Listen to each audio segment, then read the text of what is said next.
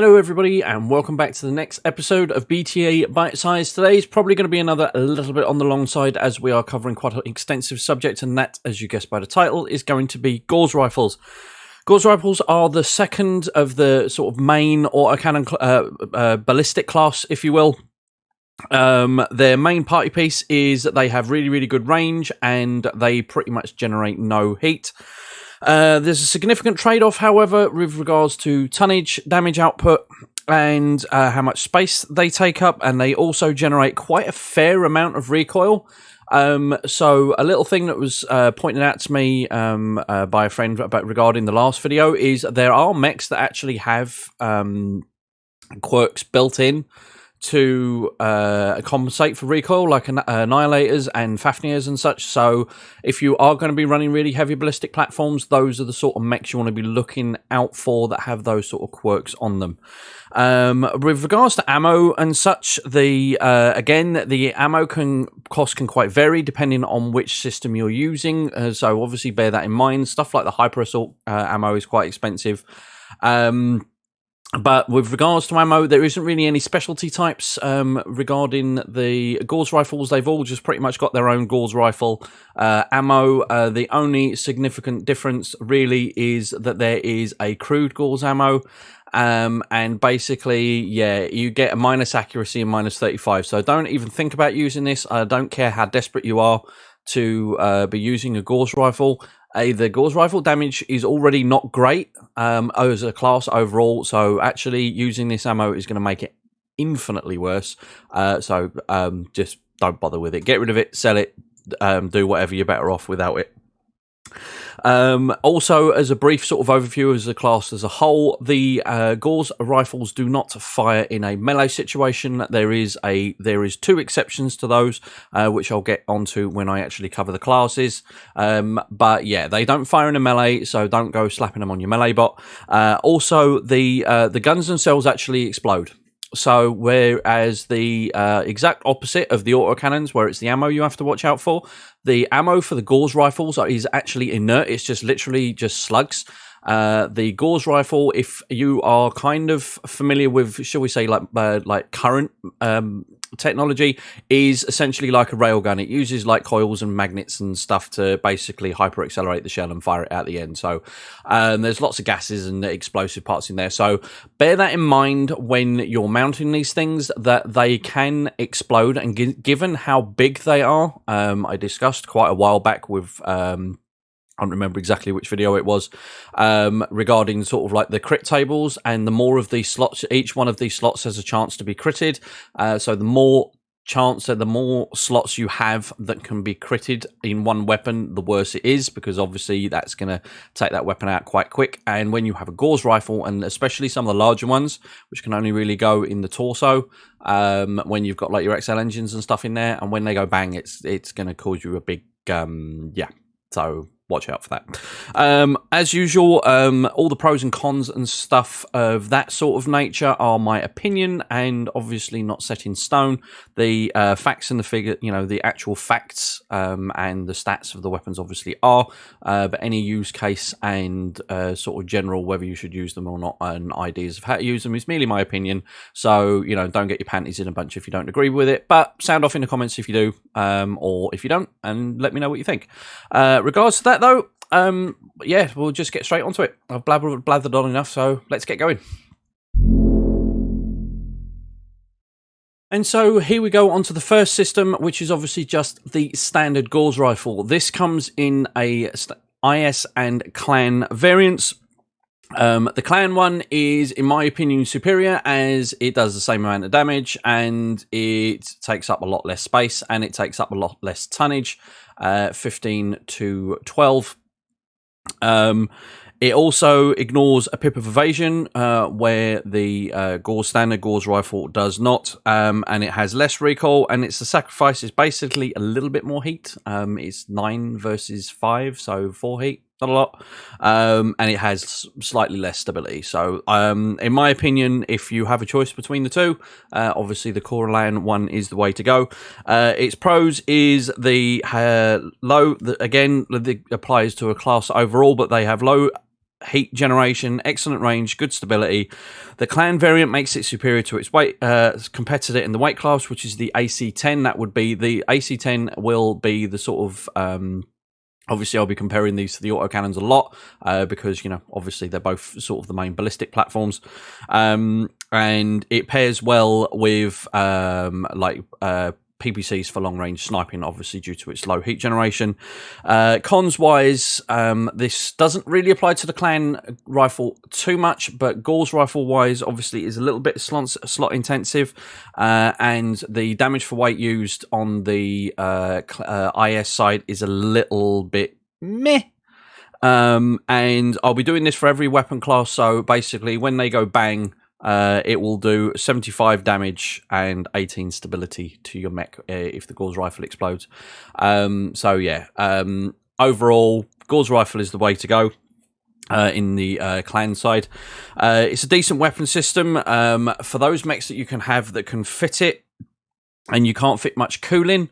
You know, these are a great damage output option compared to the autocannons for that, but obviously you need the spare space for it. A weapon has its place in all stages of the game, but you do need to be able to have the right mech sort of early on to be able to utilize it, and obviously, again, it's a one-shot, one-hit.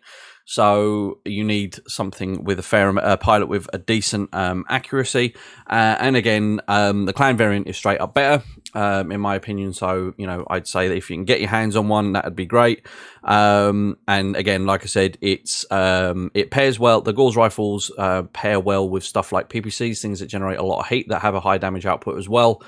So a typical example of that is one of my favorite builds is a dual ER PPC and a dual Gauss rifle annihilator. That's a massive amount of pinpoint damage with good stability and all the rest of it. So that's just like sort of things. Obviously, again, they also pair well with basically anything that's high heat output and long range, you know, like LRM 20s and stuff like that. So, you know, you got your if you want a sort of pinpoint and splat build, you know, a couple of LRM 20s and a couple of Gauss rifles will do you all right as well.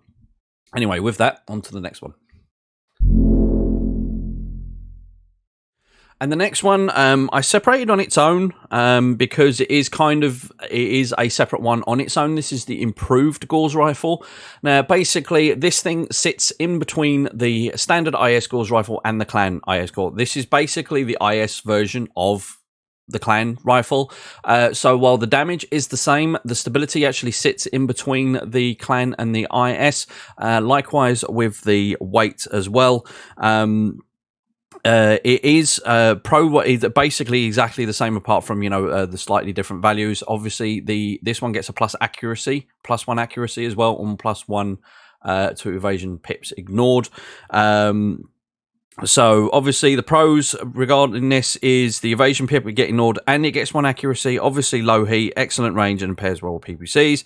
And cons, obviously it is a little bit on the heavy side at 13 tons and it explodes for 75 damage and 8 stability.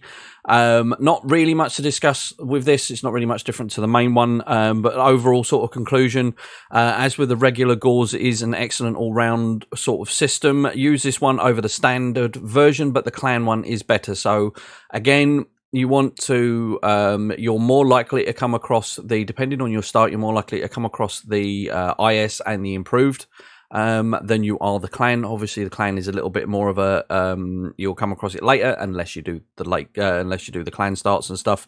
And again, you know, you need the right mech.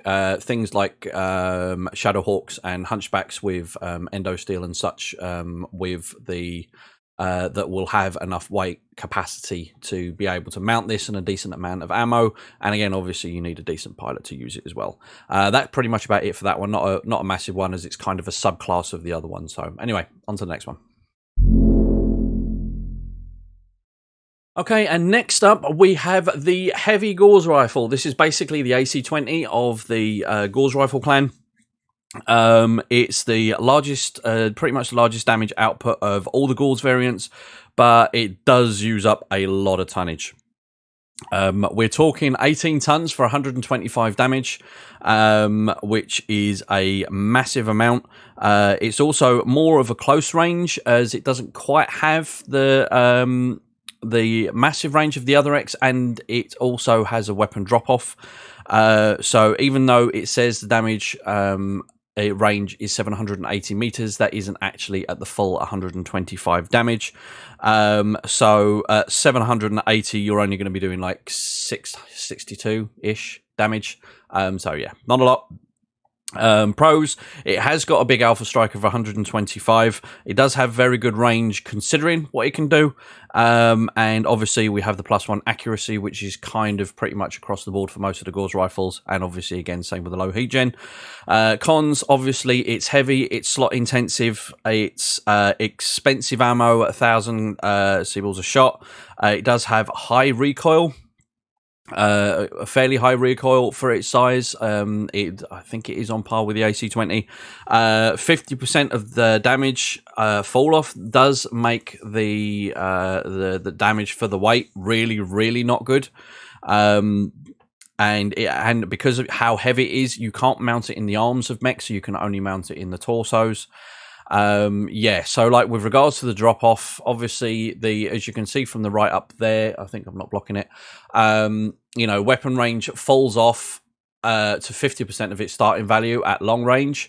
So basically anything over 600 meters is only going to be doing about 60 damage, and you start dropping off. I'm not sure of what the actual curve of how it splits that chunks down the damage.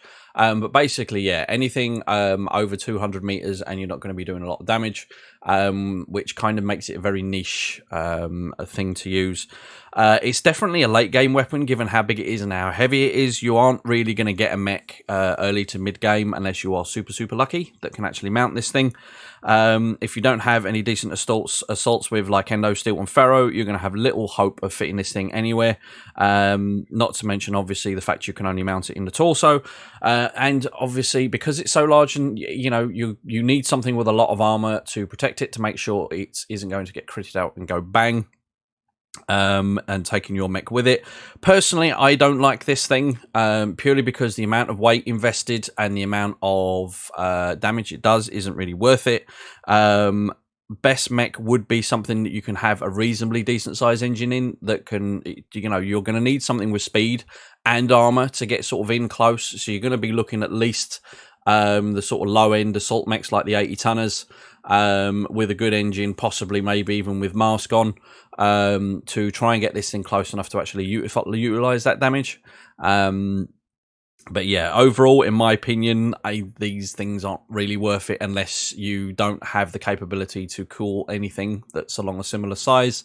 But yeah, it's not that great. I mean, it's got its uses, like I said. But me personally, I'm not a massive fan considering how much it weighs. Yeah, I'd rather have an AC-20 if I'm honest. But there we go. That's just me. And on to the next one. And moving on, we have the improved Heavy Gauss, and obviously the big brother of the Heavy Gauss. Well, it is and it isn't. It is bigger and it is heavier, but it's not necessarily better. What you're getting with this is you are getting less damage for 110 instead of the 125, but it doesn't have the drop off, and you do get more stability damage. So you compare the 125 of the standard Heavy Gauss to the 110 of that, and you get I think it's 30 stability damage with the Heavy Gauss, 40 stability damage with the regular Heavy Gauss, and you get 60 with this one. Pros is it does have a better stability damage and it doesn't have the ammo drop off, obviously +1 accuracy and low heat gen, which is standard. Cons, while this thing is big and it's heavy, I can't actually mount it in my little direwolf mech Barbie that I've got going on here, because as you can see, the size of this thing is absolutely massive. So I can't mount it purely because the hard wired double heat sinks that this thing's got in it. But yeah, you will not be able to fit this in anything that has an XL engine in it, because it just takes up too many slots. Actually, no, I think it might actually be, yeah, you can mount it in either it'll be a light IS engine or a Clan XL engine. That would be it, because you can't use any more than 2 slots. But yeah, this thing's huge. The ammo is expensive. The damage per weight isn't great. However, I would say that it is better than the regular heavy gauze. Again, obviously it explodes, and it explodes for 110 damage and 60 stability. Pretty much as a rule of thumb, whatever damage the output for the gauze rifle is, that's how much it will do when it explodes. And the stability wise is sort of round about the same amount as well. Not quite, but similar. Again, late game weapon, because you literally need something huge. I mean, this is a 100-ton direwolf. Obviously, its limitation is with quite a few of the clan mechs is that there's stuff that's basically mounted on it that you can't take off. So you need to be very careful with your selection as to what mechs you put on it. Again, stuff like Fafnirs and Annihilators. The damage output, considering the weight, though, is very bad, and in my opinion, the better range and the lower heat just really doesn't justify it. The fact that I can fit a UAC 20 and 5 tons of ammo in the space that this weapon takes up is not really a desirable thing for me. Not to say it's useless, it does have its use cases. It would be more for a mobile turret kind of thing, so again, a very slow-moving Annihilator with lots of long-range output. But yeah, again, very, very limited, very niche weapon system. Not something you're going to be using on lots of different things. And you are going to need very specialized mechs to be able to run it, given how much space it takes up. And with that, on to the next one. Okay, and next up on our list is the light gauze rifle. If you really, really want a gauze rifle in your sort of early-ish playthrough, and all you have is like lights and mediums, then this is basically going to be the one for you for the most part, especially early on if you can't get hold of clan stuff. Don't be fooled by the fact that it's lighter, because it isn't really much, considering it does weigh about the same as a clan standard gauze rifle, but it does do less damage, although it does do more stability. Pros, not many. It's lighter than the standard improved gauze, and it's good stability damage, low heat, excellent range with the +1 accuracy, but obviously going against it, the damage for the weight is very low. That's 40 damage for 12 tons is not good at all. And it explodes for 40 damage and 40 stability. I really do have a hard time recommending this for much, purely because, again, the damage for weight is really, really bad. When the clan gauze rifle exists, and to a lesser extent the improved gauze rifle exists, doesn't really leave much requirement for this one, to be honest. That being said, if you are running a lighter lance and you can't get hold of the clan stuff and the improved stuff, then obviously the stability damage on this will help you massively if you are going for the tactic of continually knocking the enemy mechs over, injuring their pilots, so eventually the pilots die without actually killing the mechs off, so you can get your salvage. That is obviously a good thing, but obviously you are going to need the pilot and the equipment to take the advantage of that accuracy. But yeah, overall though, it's not great. I would honestly probably use a regular standard gauze rifle over this one. Again, the only advantage, like I said, would be if you wanted to use this for like the stability output more really so than the damage. Light really goes for the damage, it doesn't really cover the weight of it. Anyway, that being said, moving on. Hi guys, just a quick little interlude here. Just wanted to say, if you are enjoying the video, a like and a sub would be fantastic. It'll help the channel a lot. Also to remind you, I do stream on Twitch on a Monday and a Friday currently, health permitting, obviously, between those two. So all the links to everything are all down below, as well as all the links for the BTA wiki, my Discord, the BTA Discord, etc. Anyway, that little thing out the way, we'll move on to the next.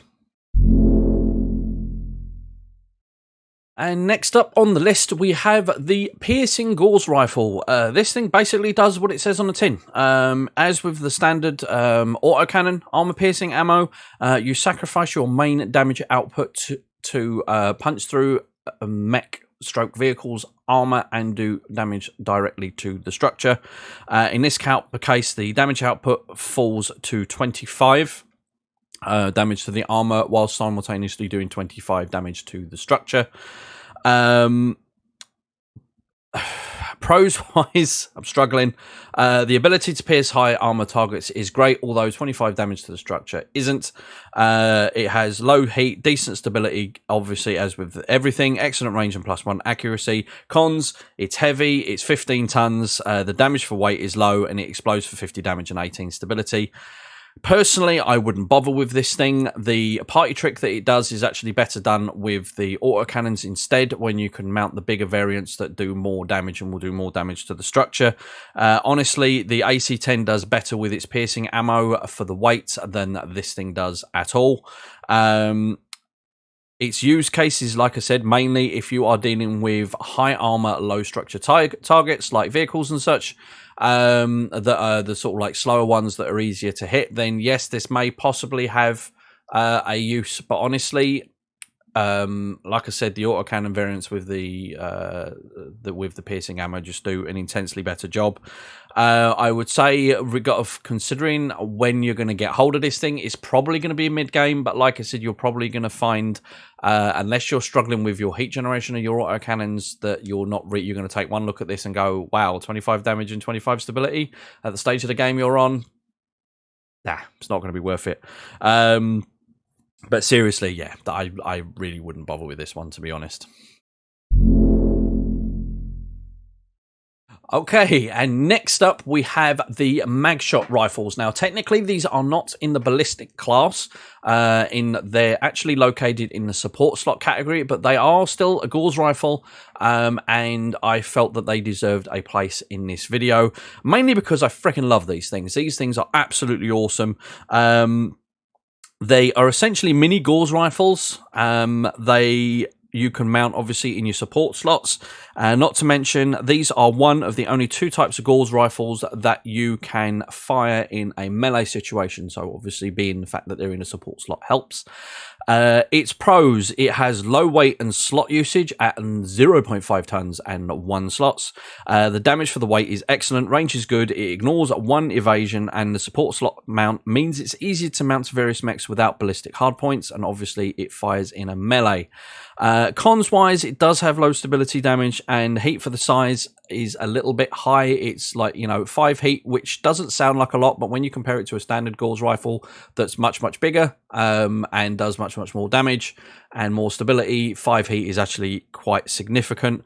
And again, it will explode for 15 damage and 5 stability.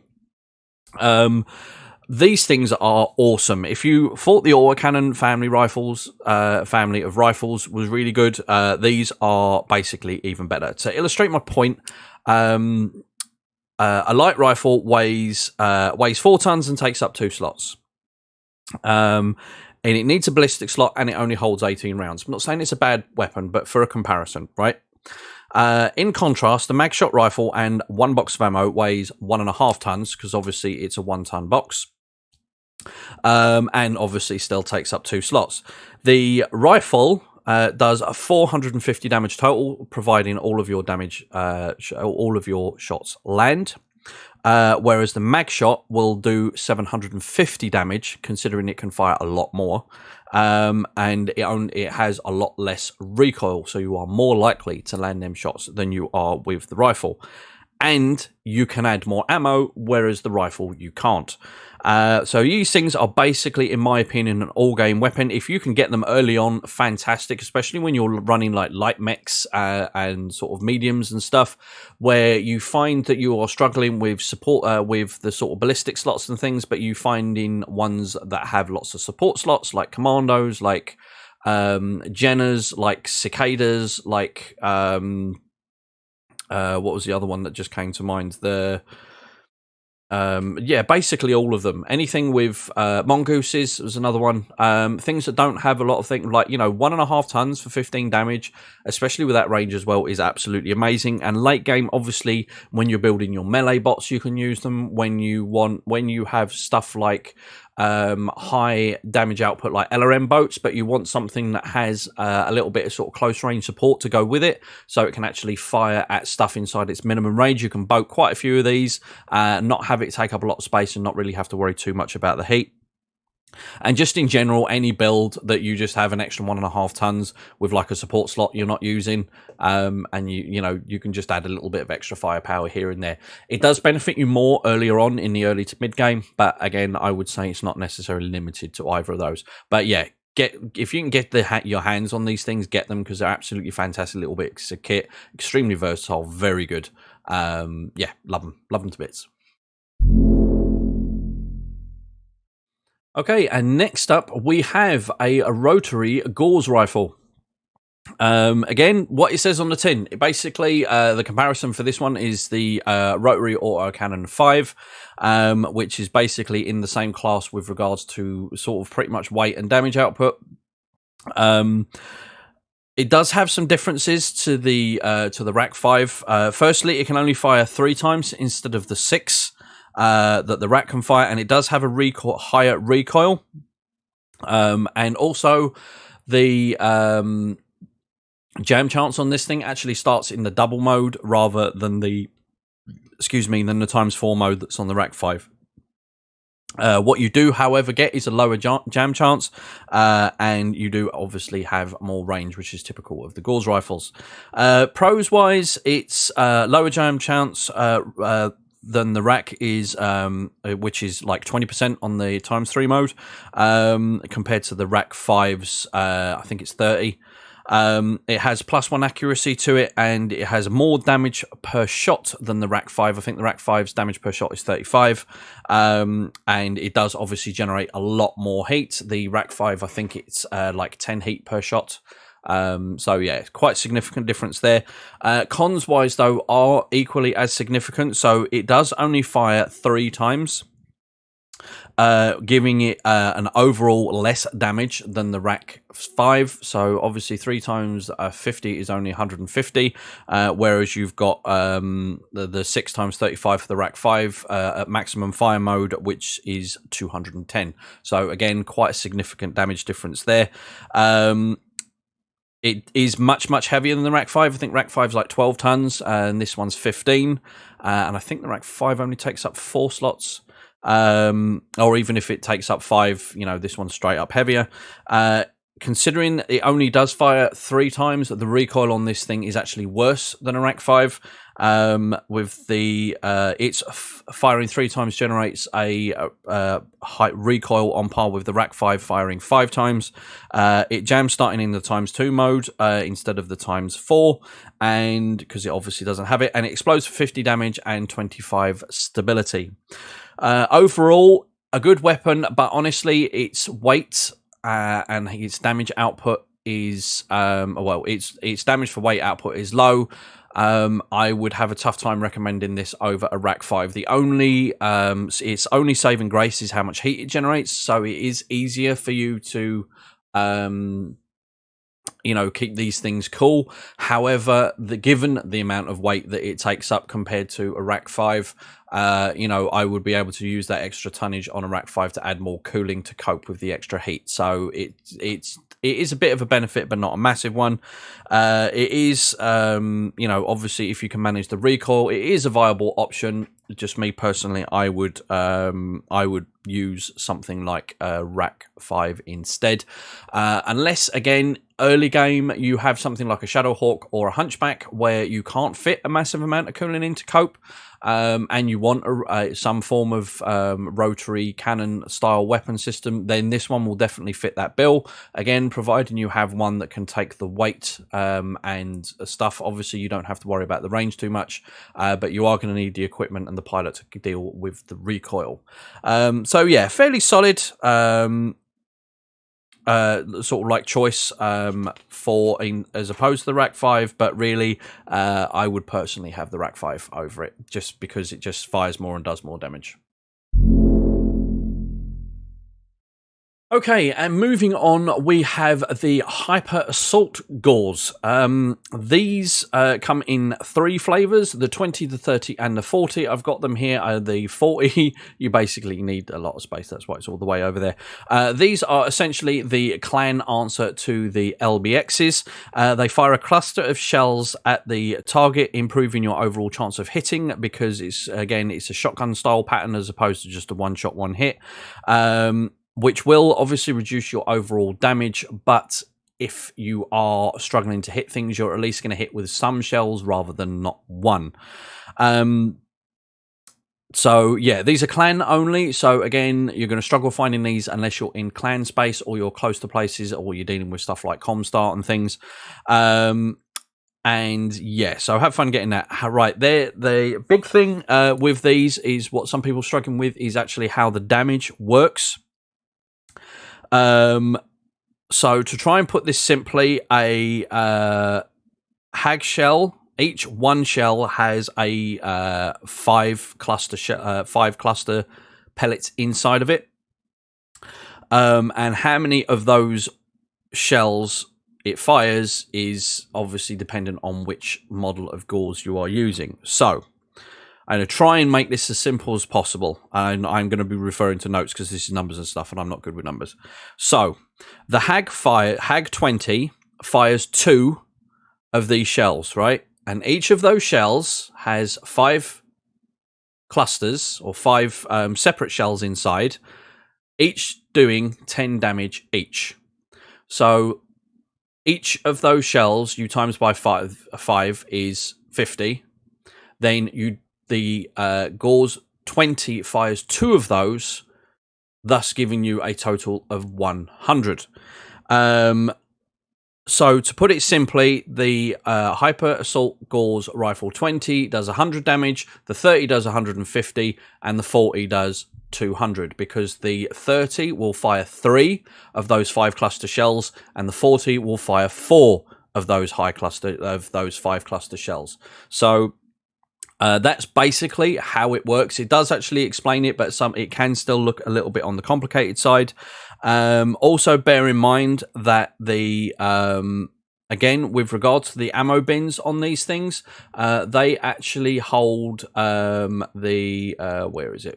I forgot to add it in. The Hyper Gauze only holds 12 rounds of ammunition.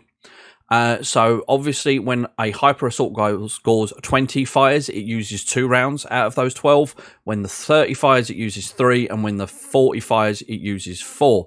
So that 12 round bin of ammo, especially if you're using the 40, is not going to get you very far.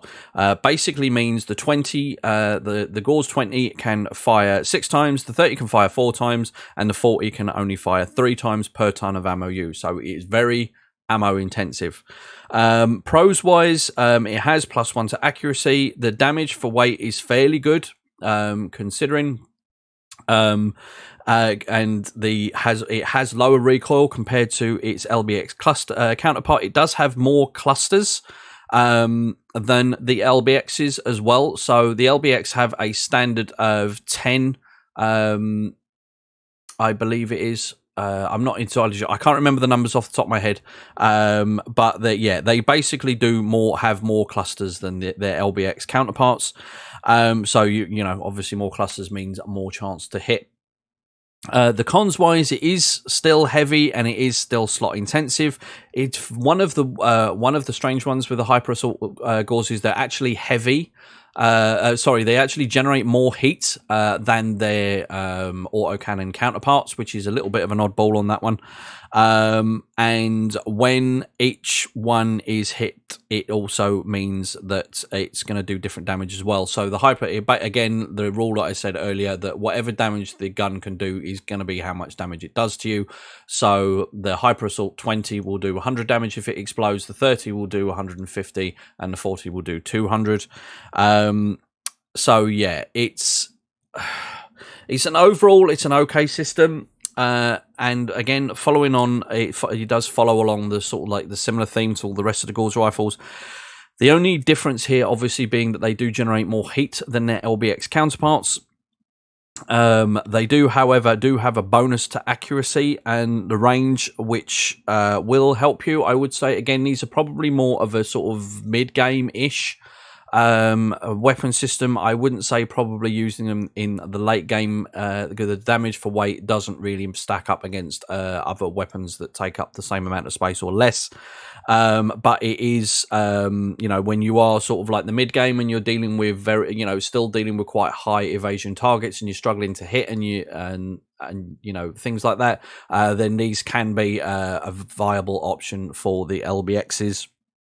But again, due to how scarce these are and how much weight they take up, honestly, I personally would use the LBXs over this. Because the ammo is easier to get hold of, and it's like the LBX ammo works in that the LBX like one shell has the 10 clusters in it or whatever it is it has, and when you fire it once, it uses one of those shells. So if you have a 12 ammo bin on an LBX 10, it's still going to fire 10 shots. So that's something that. Again, the ammo usage is something you do need to bear in mind as well. Again, an overall okay system, but it's not one that I would personally recommend over an LBX. And last but not least, we have the original unicorn of BTA, or as long as I've been playing it anyway, which is the Silver Bullet Gauss. This is actually a one that I personally early on spent many hours trying to find one of these. This was one of the holy grails of weapon systems to find. Intensely difficult, very rare. But also very good, and obviously these were about before the introduction of the heavy hyper assault Gauss rifles. This was the only shotgun class of Gauss rifle that BT had at that time. It's super rare, but definitely most effective. It is also the only other Gauss rifle that will fire in a melee as well as the Magshot will. And the way it fires is the same as basically exactly the same as the LBX. It's not really anything complicated like the hyper assault ones. With regards to how much weight and space it takes up, it actually trades blows with the LBX 20, which in my opinion does beat it handily. It does slightly less damage than the 20, 85 versus 100, but the LBX 20 fires 20 shell, a cluster of 20 at once, whereas the Silver Bullet only fires 5. So its 85 damage is actually more compact between like the 5 shells as it is spread out. So if you hit with 3 of your shells of the Silver Gauss rifle, you're going to be doing more damage than if you say hit 5 of the LBX 20, if you see what I mean. Both weapons have a 50% chance to land a crit, as well as +1 accuracy and one evasion pip ignored. But the Silver Bullet has more range, less recoil, and less heat, and it only loses to the Clan LBX 20 in terms of weight by 2 tons, and that's it. So the LBX 20 is actually 2 tons lighter. Pros wise, flat out better than the hyper velocity autocannon and LBXs. It's +1 accuracy and +1 ignore evasion with the low heat, good damage, and 50% chance to land criticals, and the fact it fires in a melee. Personally, if you can get hold of one of these, they are fantastic. Again, one of my favorite weapons in the game. Definitely one I would recommend.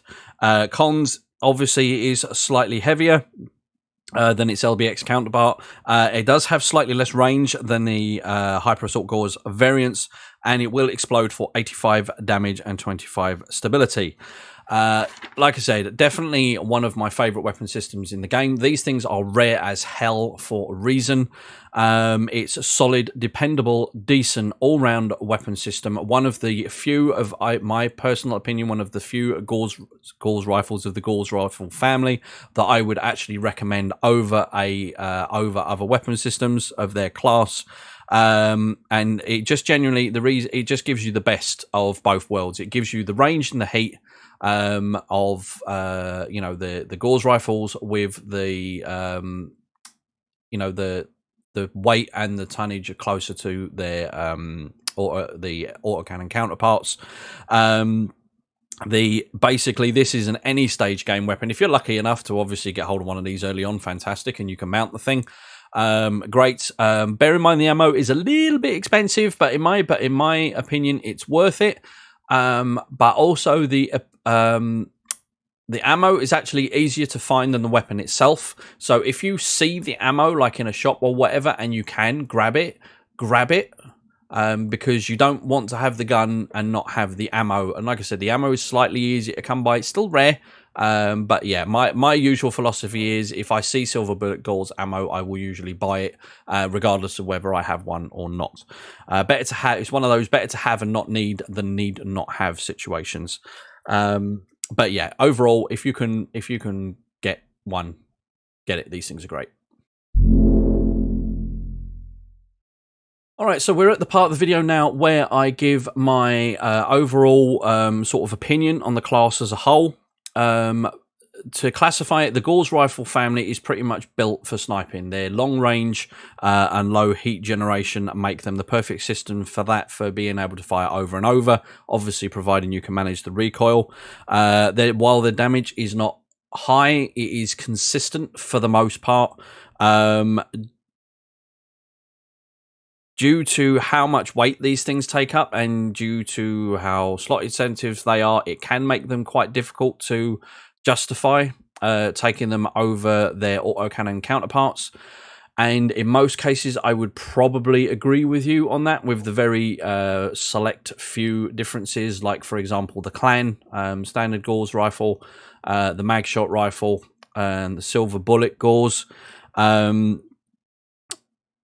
They don't make any mistake. These systems are good, but it's, you know, they do have a niche, and when you take them out of that niche, that's when, you know, they don't do well. Things like autocannons do well because they're good in pretty much most situations, whereas the Gauss rifles are slightly less adaptable to different situations, and you take them out of their comfort zone, and that's where you're going to struggle with them. Running Gauss, like as an overall thing, I've said it quite a few times in the video already. My preferred way to use the Gauss rifles is in high heat, long range damage builds. So what people lovingly record to as sort of like mobile tower defense. So things like Annihilators, Fafnirs, obviously the super heavies and stuff like that, things that have got the weight and the space to mount these things.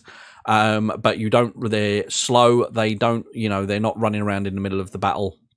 Their job is to deal massive damage from the outskirts, and for that sort of thing, where you're sacrificing your mobility for very high damage output. So again, the Gauss rifles pair well. You want to pair them with systems that also do high damage, but also generate a lot of heat.